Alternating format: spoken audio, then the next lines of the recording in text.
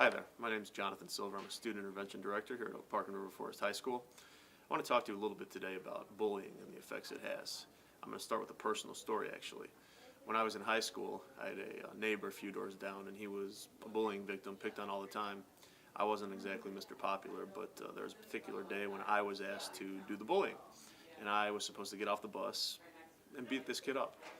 So what I did was when I got off the bus, I threw the kid to the ground and I whispered in his ear on the ground, just pretend this is really happening.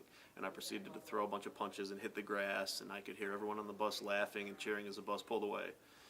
And after that, the young man who was on the ground thanked me. He's like, "Thank you, Jonathan. Thank you so much for doing that."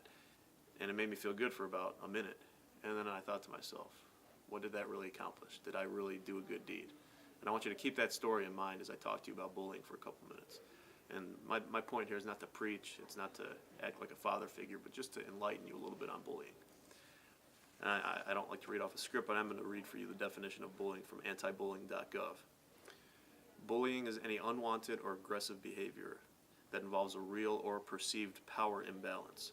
The behavior tends to be repeated or has the potential to be repeated over time.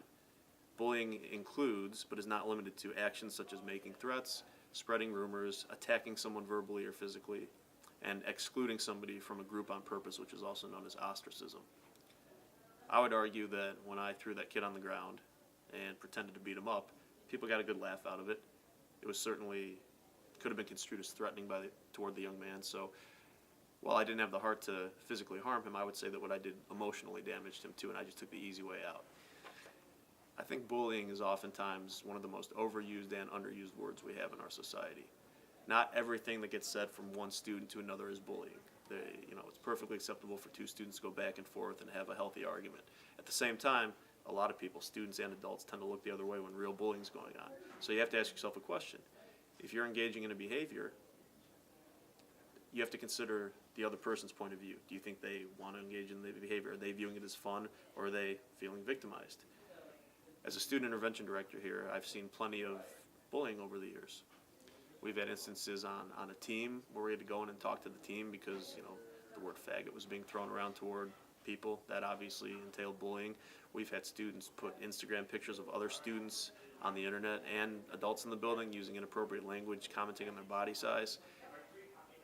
Examples such as those certainly seem to constitute bullying. Recently, there's been a case in the NFL where one player who was seen as a locker room leader bullied and hazed another player. Talking about hazing for a minute, for those of you who are interested in teams and sports, not everything necessarily has to be hazing. I know in the NFL, a lot of times the rookies have to carry around the shoulder pads for the veteran players. As long as those rookies feel that they're being initiated as part of the group and it's not really doing any harm, we don't need to jump all over that. But at the same time, if any of those players felt like they were being ostracized, left out, that it was an unfair burden, we need to step back and say, is it really worth it?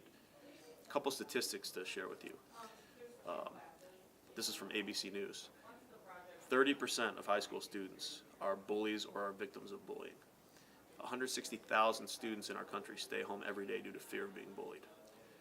Suicide is the third leading cause of death among young people, and it's been found that bullies have a chance of 2 to 9 times higher of considering suicide than those who are not bullied. So these are just some examples to keep in mind. It's okay to have fun. It's okay to be part of something, but ask yourself what the consequences are and what's going through the mind of the victim.